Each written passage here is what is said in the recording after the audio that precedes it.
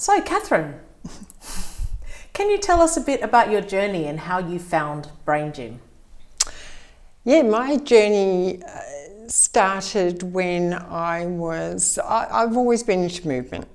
Like, I've always loved yoga, dance, hiking, walking, used to play basketball, and movement was really important to me. It made me feel good, and I really like it. And I was running a yoga dance program with 3-4-year-olds in kinder, and it came onto my radar, and I thought, how come this one gets it really easily and that one doesn't? What's going on in their bodies? So I went off, because I love learning, and learnt about disability services, and then I started training in the movement-based learning, and that led me on to Brain Gym and educational kinesiology. Also, there's a personal reason for why I love what I do and why I'm very interested in it, and that is that I have dyslexia, which is now classified or comes under the umbrella of neurodiverse. So learning was a bit difficult for me, processing information, integrating information, reading, spelling, the usual thing. And I also had a couple of injuries. So to the back of my head when I was a child, I came off a swing, came out of a tree and went bang straight back. So it actually hurt some vertebrae in my neck, but it also caused a bleed in the cerebellum of my brain. So you've had a brain injury too? Yeah, probably a much milder one, but yeah. So that has had an impact. Didn't find that until I was in my 30s, that there's this lesion. The medical profession call it a tumour. I actually prefer not to use that word. No. And it causes the ear to ring and my right eye to shake slightly. So reading, no wonder reading was also difficult. Put dyslexia on top of an injury, and then you've got this happening. So it's always... It slightly shakes. Always. Yeah, you don't see it. It doesn't stop. Yeah, no. So if I cover my left eye and look at words, the letters are moving. Oh, wow. Yeah. And I said to an optometrist, why is this happening? And they were like, no. Yeah. So Brain Gym, a lot of the exercises are based on behavioural optometry. So I really like that too. Behavioural optometry. The behaviour of the eyes. Yes. Rather than just seeing, it's the behaviour. So in the part of the exercises that we do, a lot of them are tracking. So tracking right to left are the two eyes working together as a team. Can you look out to the distance, and so near and far, which is convergence, and then also up and down. So the eyes are so important. When we physically exercise and move our body, moving the eyes is overlooked. Yeah. And when I track with people who I work with, who've had, acquired brain injuries, or they've got dyslexia or seizures, or all the things that we have. I work primarily in the field of NDIS. You will see that they can't cross what's known as the middle line. So the middle line's here, and you'll go to track, and their eyes do that. Yeah. And they're not working as a team together. So we do these exercises to say, hey, eyes, we need to work as a team. We need to be able to look side to side, up, down, back and forth. Yeah. So it's pretty cool. Excellent. So I was fascinated to hear that you do Brain Gym, because my mother, when, she was a primary school teacher, and she was always looking for ways to help myself, my siblings, our friends, our netball teams.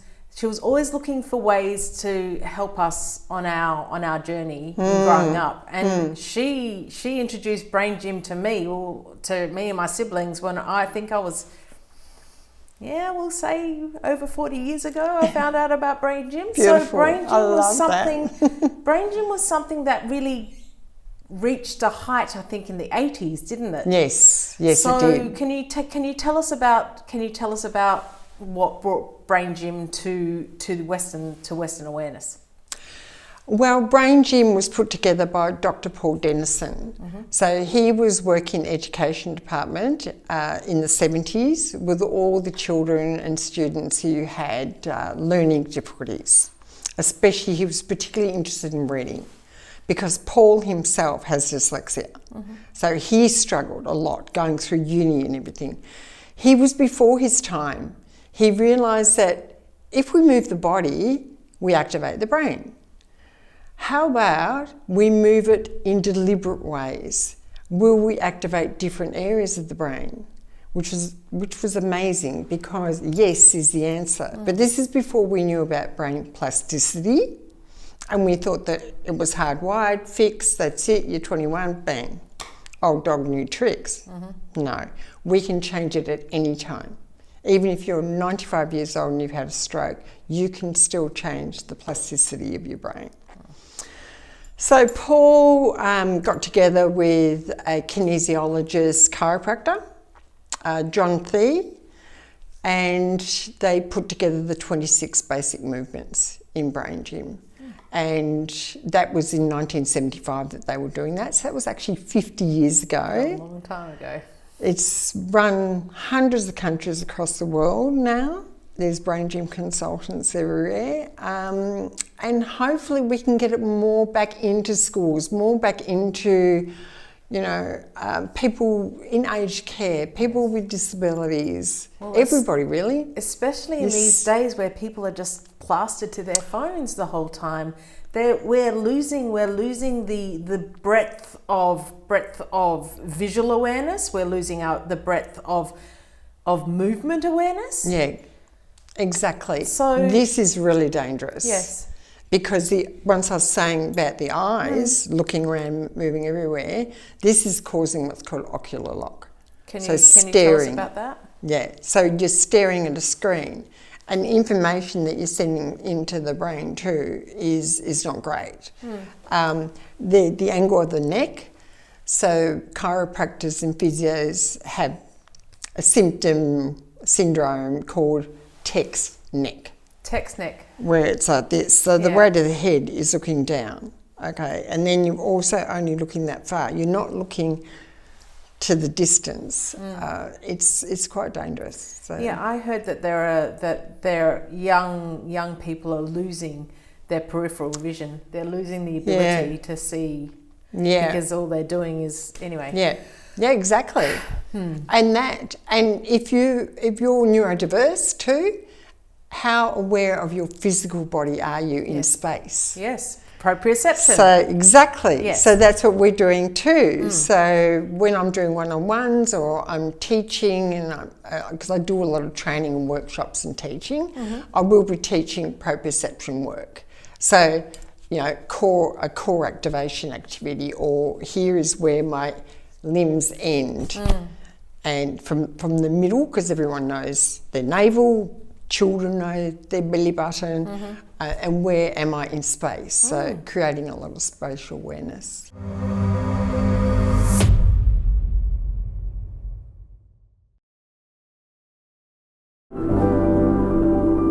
Have you seen much change in the people that you work with? Yeah. Can you give an example? So I'll give you a couple of examples, some elderly people and then a very young person. So before COVID hit, I was doing sessions of Brain Gym in aged care, and it'd be small sessions, so group session.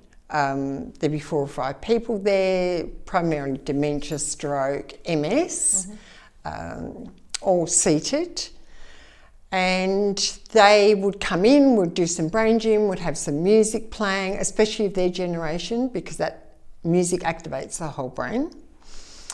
And the feedback that I would get from that afterwards from the staff and the families was, wow, we know when John's had Brain Gym. He's far more...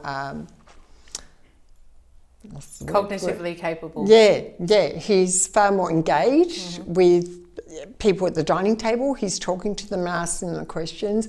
When they had lifestyle activities, they were more engaged, they'd join in.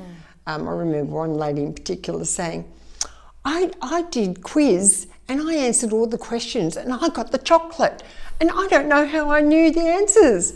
And I said, because you just done brain gym and they're all there in your brain and you brought them to the fore, and that's how you remembered it. Yeah. So that was fantastic, and I would get that sort of a lot, and families would say, wow, you know, mum's more engaged or dad is moving slightly better, which is really good. Tell me about the child. So I have one little girl who's just amazing at the moment. She's 11 years old. She has cerebral palsy, and I've been working with her for about 6 months, one-to-one. Her mother's really proactive. So with brain gym, like building any muscle, you need to do it. Try and do it every day, right? And blend it into your day. So with the bilateral drawing, so the double doodling, she's right-hand dominant. So she could sort of hold the crayon a bit, but the left, just forget it, couldn't even barely hold it. And then I'd be guiding her hands onto the page and that type of thing. So we're actually also working the eyes. So when we're doing this, the eyes will be following the hands. So you've got that hand-eye coordination happening, as well as activating the two sides of the brain.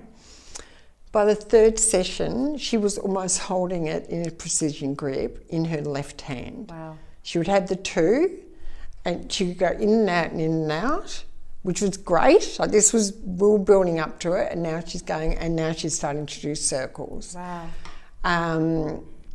Her mother reports that she's more upright. Like after she's had a session, she gets in the car, and she doesn't have to say sit up because she's already more upright. And amazingly, like it's just, I love it because when she first started coming to me, I really had to listen to understand her for her speech. We're talking 5 months down the track now, and I can understand nearly 80%. And her language skills are really coming along really well. Is excellent. And I said to Mum the other day, wow, you know, doing really well with the language. She said, other people are really noticing that as well. So that's wonderful. Yeah, I know. That's testament to the benefits that can be brought when you're working with things that aren't necessarily written on a page. Yes. And moving your body. Exactly. And utilising different parts of your brain. Yeah. That's fantastic. Can you please describe brain gym and how it may help people that are neurodiverse in our community? Yes, so some activities that they can practice right now, or how does brain gym help neurodiverse people? How does it change their brains?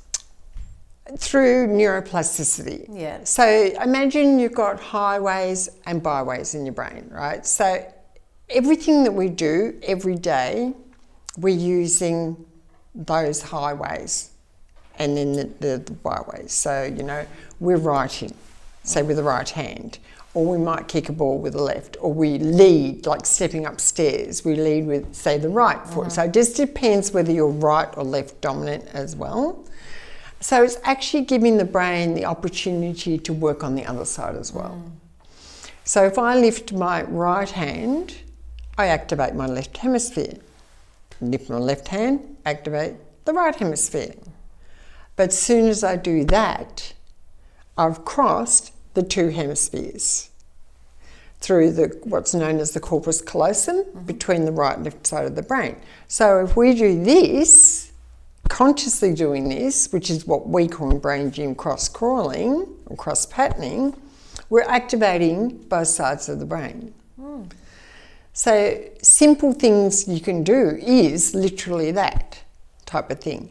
Drinking water is really important for the brain because it hydrates the body, we know that. Hydrates the brain as well. Yes. Double drawing, I'm really passionate about that. So using the two hands at the same time to draw, scribble, you can close your eyes, get that feeling into your body. That is really good because you're stimulating both sides of the brain as well. All the movements stimulate different areas. So there's 3 primary areas. There's the right, left side of the body and the brain. There's the back and the front. So if people have autism or high anxiety, maybe toe walking or the backs of the body are really, really tight, the exercises we do for that is to lengthen and relax those muscles in the back. Interesting. Because the back of the brain is where your fight, flight, freeze is. And the front is the prefrontal cortex. It's like the executive committee of the brain. So really good example of anybody who can't access the prefrontal cortex is if you're public speaking. So many people get up and they're fearful of it, and what happens is the back of the brain's activated. And when that happens, the body goes like that. So if you are a highly anxious person and the world is scary out there, often your body's like this most of the time. It's tense. So we need to drop it down, let it go, let it relax. So then that you can then access here more easily. So it sounds to me that Brain Gym is almost specifically for people who are neurodiverse in a way. This is a wonderful, wonderful opportunity for us to find out about Brain Gym. I'm wondering, would you be able to take us through a couple of exercises? Yes, absolutely. Yeah. So let's, the first thing we can do is have a drink of water. Drink of water? Yep. Okay. So let's grab some water. Here's something I prepared earlier. Cheers.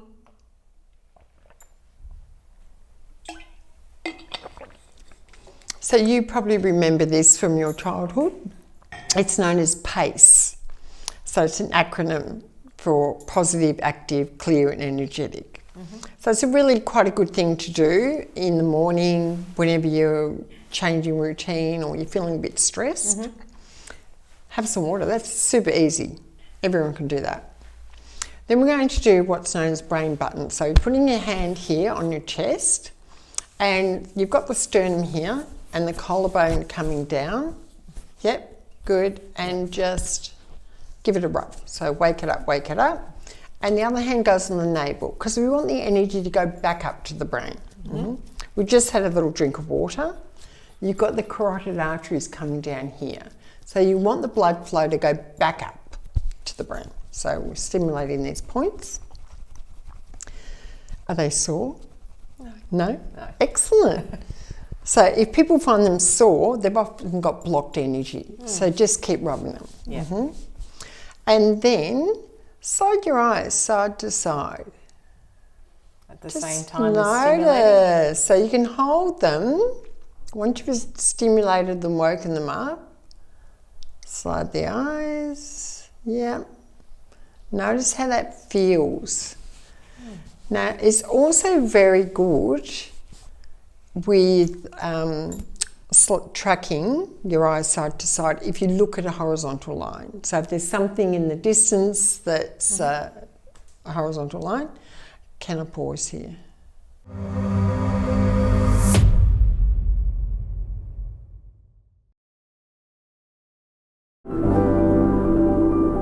Okay, so we just had a drink of water. And then what we're going to do is something called the brain buttons. Okay, so just pop your hand here, and our hand is actually, the sternum is here on our rib cage, and it's just below the collarbone. Okay, doesn't matter if you miss that spot, but just as long as you put it there, give it a bit of a rub. Other hand on the navel. Just hold it on the navel. Yep, just hold it on the navel. So we're stimulating these points in the body. We've just had a drink of water. We've got the carotid arteries coming down here. So we want the blood flow to go back up to the brain. So let's wake it up, wake it up. Now, do they feel sore at all? No, yours are quite comfortable. Sometimes people find this as sore, and that's okay because that means it's blocked energy. So just gently rub it if it is sore. And then when you've done that for a little while, just hold those points, and we're going to track our eyes side to side. So Eva, I'm going to use my tracking stick here. Okay. Is that okay? Yep. Yep. So just tracking your eyes side to side. How does that feel? Does it feel like your eyes are moving as a team? Yes. Beautiful. I think mine are. They are. Beautiful.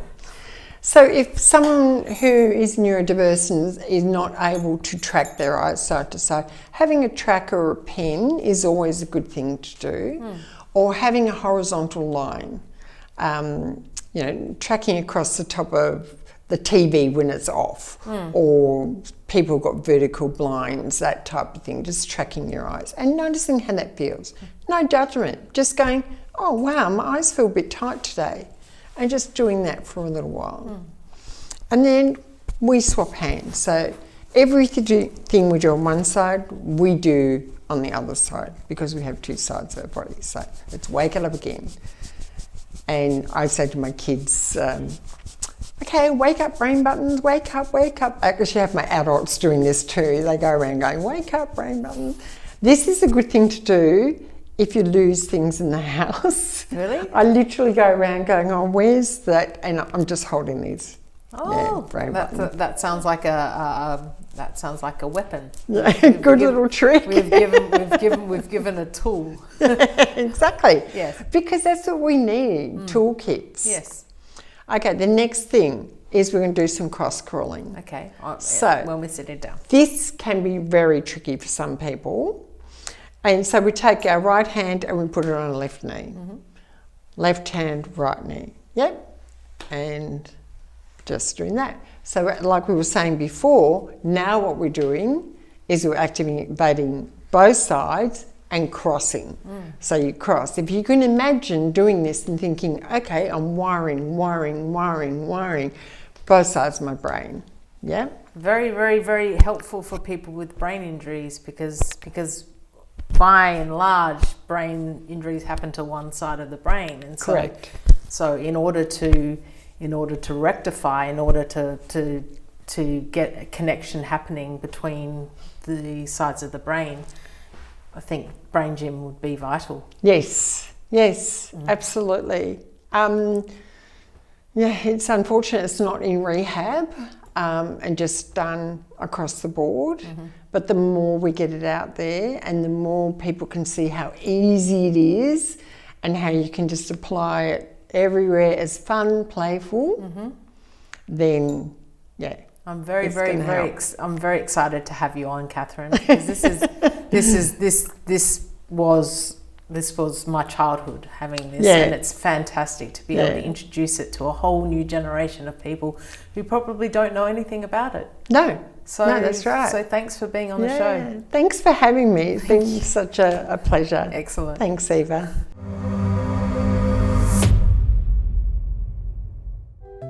Imagine a path to clearer thinking, a greater sense of peace, and genuine joy. Brain Gym is a unique program for self-development and self-awareness. Its movements are quick, easy, and adaptable. From busy toddlers to focused students, from dynamic business teams to seniors. Brain Gym can be tailored for those with special needs, offering support for individuals recovering from stroke, living with autism, MS, Parkinson's, or those who use a wheelchair. Beyond just movement, Brain Gym, combined with positive mindset skills, can help with belief in self-worth and ability. These simple exercises seamlessly blend to enhance vital skills like writing, reading, and maths. They improve physical development, communication, and organisation. It's about unlocking potential and finding balance, one gentle movement at a time. That's all for this week. If you want to get in touch, send us an email. We'll see you next week.